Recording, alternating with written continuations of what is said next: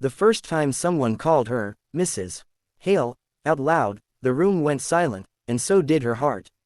Lena Carter was standing at the edge of the ballroom, fingers clenched around a glass she hadn't touched, when the words landed like a slap.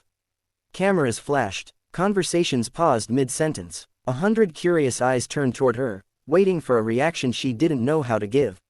She wasn't the CEO's wife. She wasn't anyone important at all.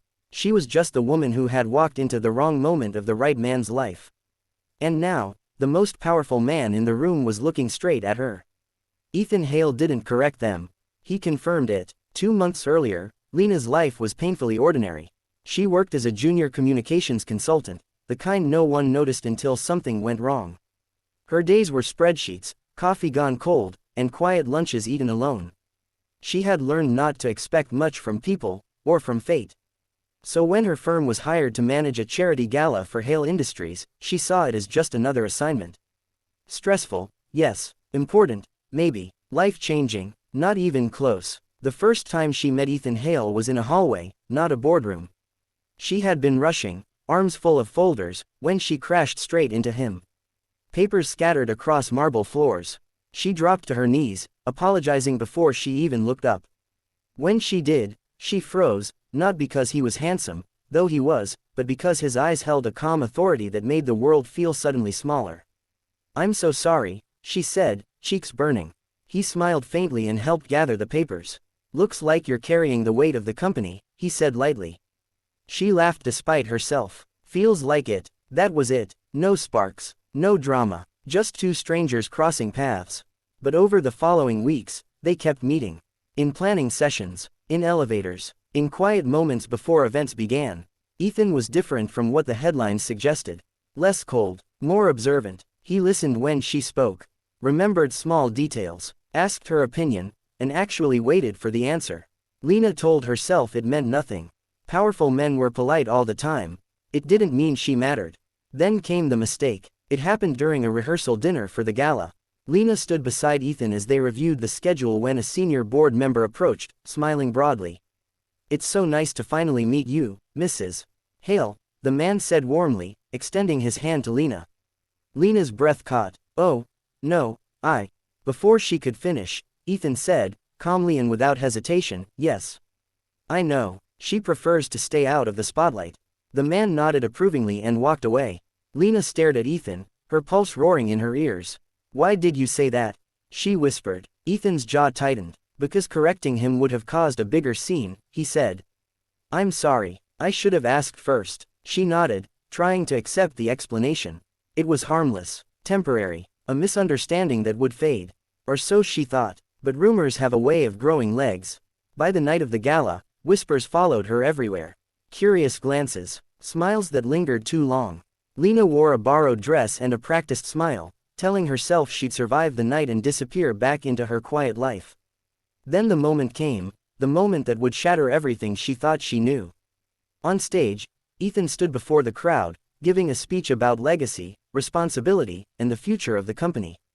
Lena listened from the side, half distracted, until she heard him say, "And none of this would be possible without the person who keeps me grounded."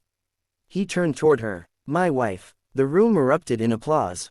Lena couldn't breathe. Her mind screamed, "No, this isn't real." But Ethan's eyes met hers, steady and sincere.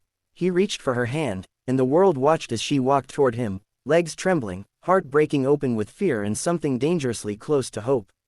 That night, Lena didn't sleep. She replayed the moment again and again. The way his hand felt. The way the crowd believed it. The way part of her wanted it to be true. The next morning, she confronted him. "You didn't warn me," she said, voice shaking. "You made me a lie in front of the world." Ethan didn't interrupt. He listened. When she finished, he said quietly, "I didn't plan it.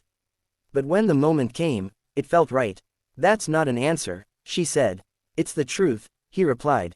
"I needed stability. The board's been pushing for a public image, someone beside me. And somewhere along the way, I realized I didn't want to pretend with just anyone." She laughed bitterly. "So you chose me because I was convenient?" He shook his head. "I chose you because you were honest. Because you didn't want anything from me." The pressure came fast after that. Media, board members, expectations. Lena was suddenly living a life she hadn't agreed to, judged by people who didn't know her. Every smile felt like a performance. Every step beside Ethan felt like borrowed ground. She began to disappear inside the role they'd written for her. The breaking point came when a journalist asked her, live on air, how does it feel to marry into power? Lena answered without thinking, heavy. That night, she told Ethan she was leaving. I can't be your image, she said. I won't lose myself to protect your empire. Ethan looked at her like someone who had just realized what he stood to lose. Then don't be, he said. Be you, publicly, honestly, or I'll step down from everything. She stared at him. You'd do that? Yes, he said, because I don't want a wife the world approves of. I want a partner who chooses me. The next press conference shocked everyone. Ethan stood before the cameras and told the truth. About the mistake, about the fear, about the woman who had walked into his life by accident and reminded him what integrity looked like. He didn't ask Lena to stand beside him. She chose to. When the applause came, it felt different. Softer. Real. Lena wasn't mistaken for the CEO's wife anymore. She was a woman who had found her voice, and refused to let it be borrowed. And as she stood there, hand in hand with a man who had finally learned the cost of truth, she realized something powerful. Sometimes, the bravest love begins with a mistake, but survives only when both people choose honesty over comfort.